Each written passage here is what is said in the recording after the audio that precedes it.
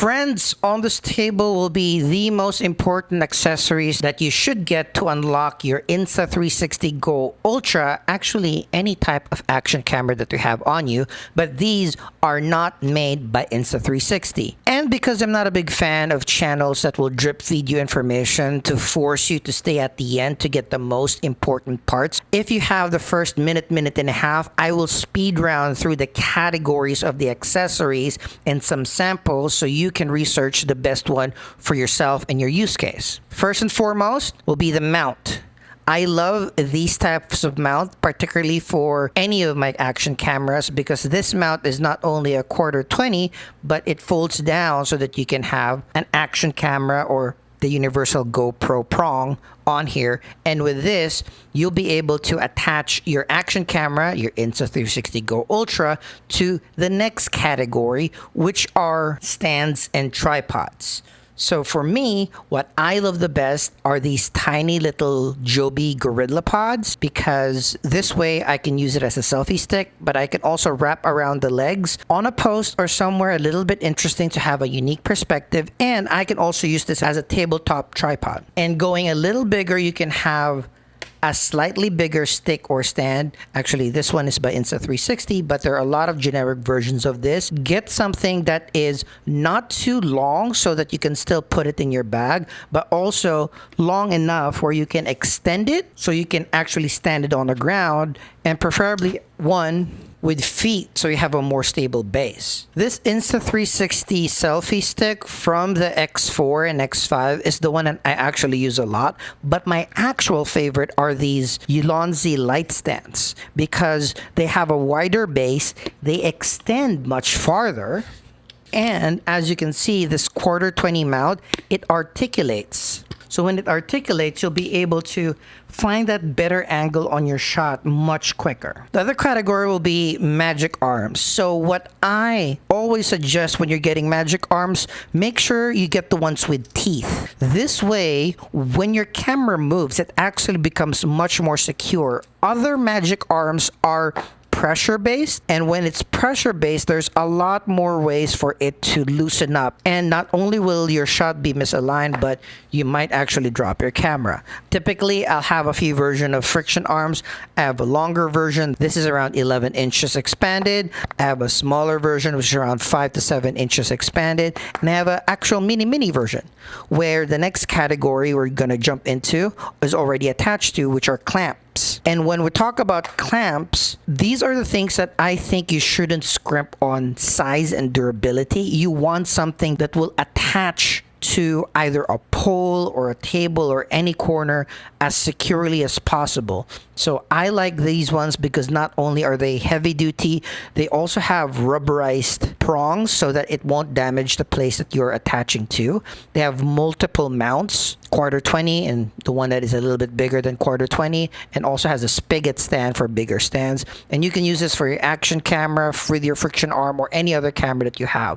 And this one that I have actually has some spring in it to actually further secure your clamp to where you're attaching it to. The next category will be stickies and magnets. So I have this magnetic mount. It's small, it's foldable. You can magnetize this on any magnetizable place. Another type of mount will be the suction mount. These are typically used in smoother surfaces, much like glass. I have a couple of these. I leave it in my car, so when I want to do some ride-alongs and I stick it to my windshield or my window or my moonroof. And this particular one, I can replace the suction cup with an even bigger magnet. And with that, you have all the types of mounts that you'll be able to attach your camera to get that particular shot whenever you want. Last category for me will be audio. The Insta360 GO Ultra allows you to wirelessly connect your DJI Mic Mini, your Mic 2, your Mic 3 wirelessly to the camera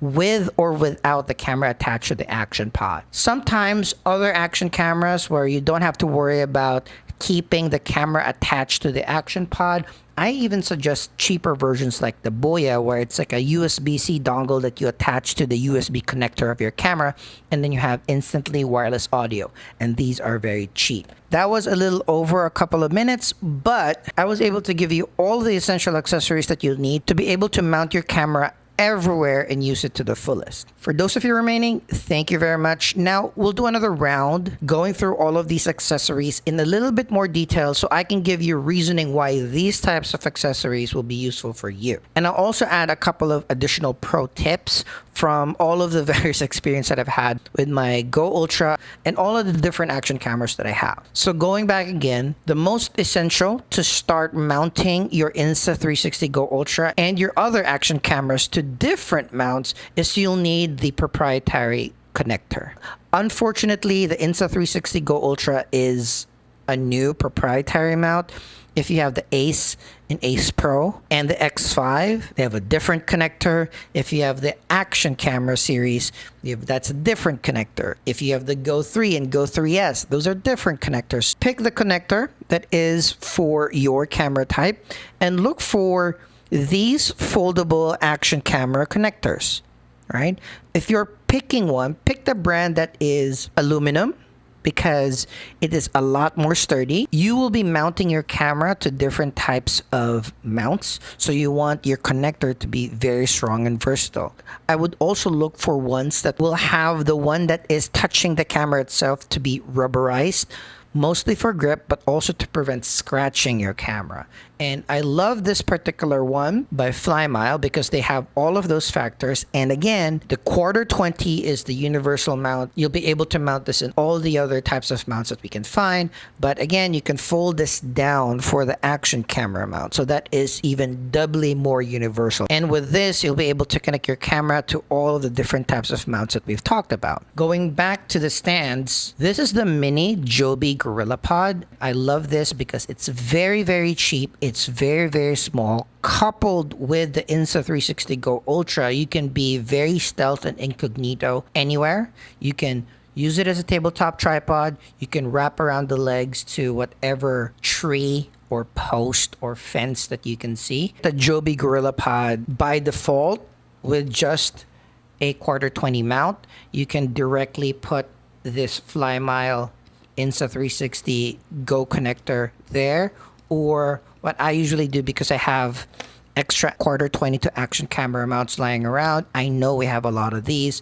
This is what I will have all the time in my bag along with my Insta360 Go Ultra. I know we are talking about non-Insta360 brands, but I would be remiss if I did not talk about the Tripod 2.0. I actually really like this, not only because it is extendable, but it also has these base legs that are deployable. So if I don't need the base, it is a lot more compact, and this package is actually fairly small. And as I mentioned in my other videos, in the creator bundle will be a lifesaver when you do get an Insta360 Go Ultra, because it already comes with the Insta360 Go Ultra connector. If you don't get that in as a package, the connector might take a little while getting to you. The other stand that I mentioned is the standard Insta360 X3, X4, and X5 selfie stick, because the deployed length is tall enough to be placed on the ground,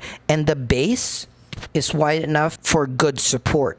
This is very much portable. Most messenger bags or backpacks can handle this length, so you'll be able to use this as a selfie stick and a tripod as needed. I use my action camera outdoors. I film some of my softball games. I'll put an action camera on a stand, leave it on the field, and sometimes it's extremely windy. Sometimes there's a lot of people running around and might hit it. That's why I love this Ulanzi telescopic light stand. This goes all the way, I think, up to 62 inches. So this one can get really high, and it has a really wide base with really tough material. So this is great not only for the Insta360 Go Ultra, but for all your action cameras, as long as you can have a quarter 20 mount connecting to it. This one won't be as portable, but this extends quite long. So typically, if I have my Insta360 stick and my Ulanzi stand, I'll have all the heights covered. If I just want to be extremely portable, it'll be the Tripod 2.0 and my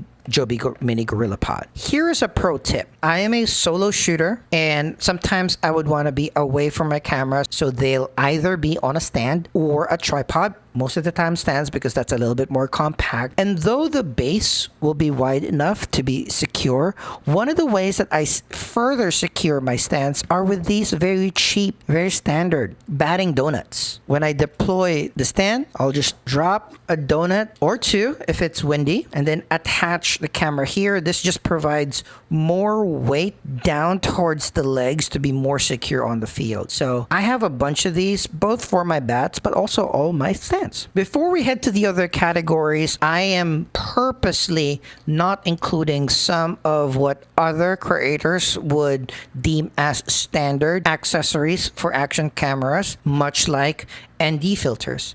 I'm not a big fan of ND filters on action cameras. One, because they are a pain to attach. Most of them are non-variable, meaning you have to pick either an 8, 16, 32, etc., and that locks the exposure on your action camera for a certain lighting. And typically, my use case, and I think all of our use cases, will be moving in and out of rooms. The sun will be in and out of the clouds. So the fluctuations of exposure does not lend ND filter usage maximization for me. As much as we want it to be more cinematic, I think the cost-benefit analysis of just letting the camera expose by itself or doing as much as we can in camera without ND filters, trying to get as close to the 180-degree shutter rule as much as we can is enough to get the entire footage, but that's just totally me. Just letting you know, no ND filters, and also no lighting accessories. These are action cameras. These are hopefully making do with what lighting we have. Adding additional lights to my tiny cameras just defeats the purpose of it being small enough to be placed in places that you can't normally put cameras on. We're not pro videographers and cinematographers here. Our priority is capturing that footage in that memory. Moving on along, going back to our friction arms. Again, that's why I prefer friction arms rather than magic arms. This joint here, it relies on pressure and a certain level of friction to secure a position of the legs of your arms. Most of the time, that is extremely useful. A lot of our action cameras are light enough, so regular magic arms can work. But for me, because I typically leave my cameras for long periods of time shooting a particular angle in places where there might be a lot of vibration, a lot of hitting the place where I'm attaching my cameras to. In my experience, these types of friction arms where the legs are connected via teeth are way more secure. I love these small rig friction arms because not only do they have teeth, but they are made out of metal. So it will keep its sharpness a little longer than traditional magic arm, where the more that you twist, the more that you loosen, we lose the friction that keeps the legs steady. So the teeth for the legs is one of the things that you should really look at when you're getting friction arms.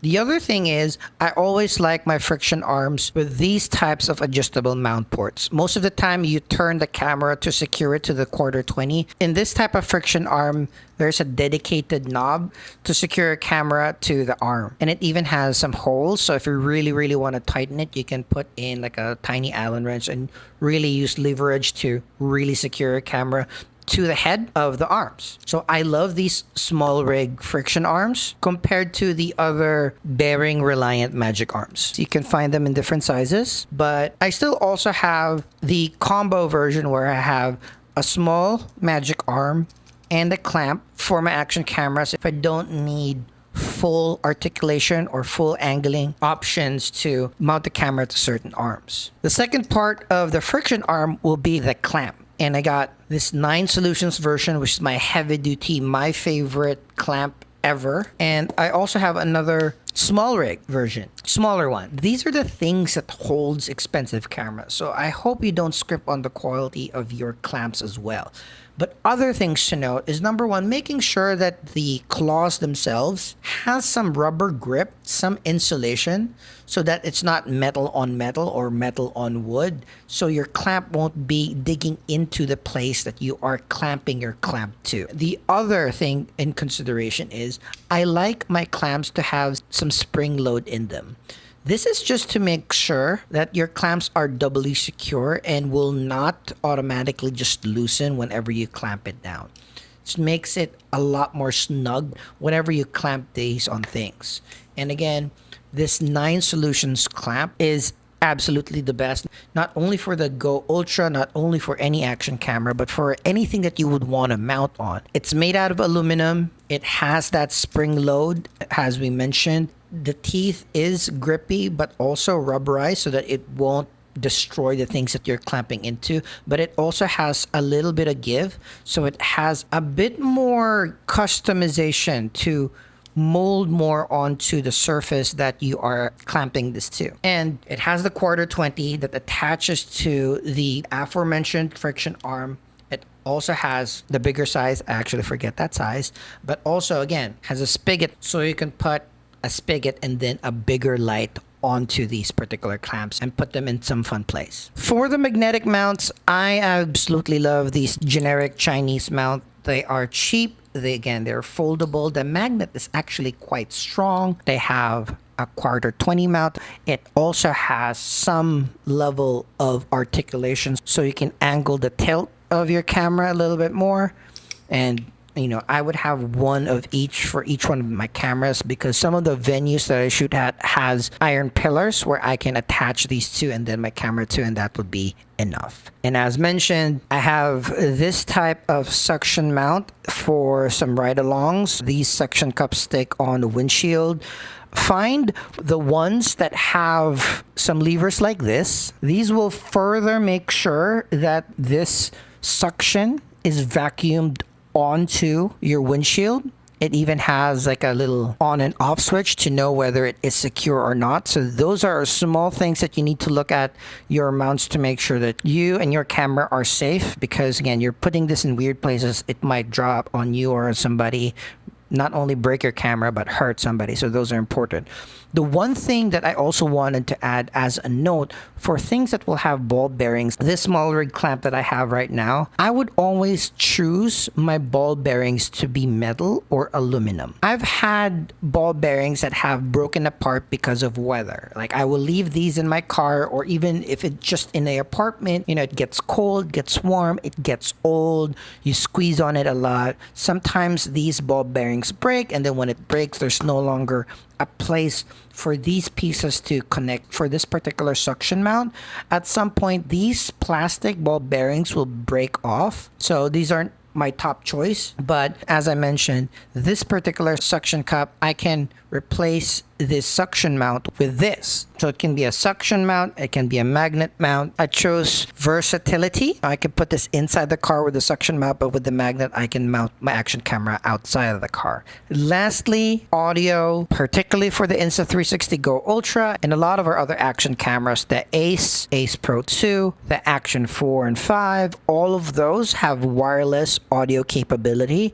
And the current standard right now is the DJI. The latest version is the DJI Mic 3 with multiple bands of audio. So I think those are always worthwhile investments. I'm actually using a DJI Mic 3 for my handheld mic. And even if when I cover my softball games, I'll use my DJI Mic 3 in one of my action cameras while I'm playing. It's small, it's light.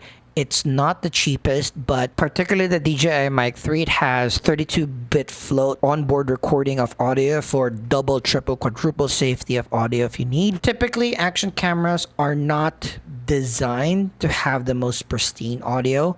Luckily, the Insta360 GO Ultra has really good audio in and of itself for just daily footage, some vlogging, capturing memory. So you're not going to need something extremely professional, but if you want to level up your video game, audio is 50% of the game, and the DJI Mic 3 is the latest and greatest. Another option will be the DJI Mic Mini. They are much cheaper, so that is a very solid option if you're just starting out. But if you really don't mind keeping the Insta360 GO Ultra in the action pod, or if you have other systems much like the X3 and X5, my actual favorite wireless mic is the Boya Wireless Mini. This is extremely cheap, and both the mic and the dongle is extremely tiny. My personal test for USB-C wireless mic dongles is if the dongle is seen in the stitch line of an Insta360 X3, X4, X5 camera.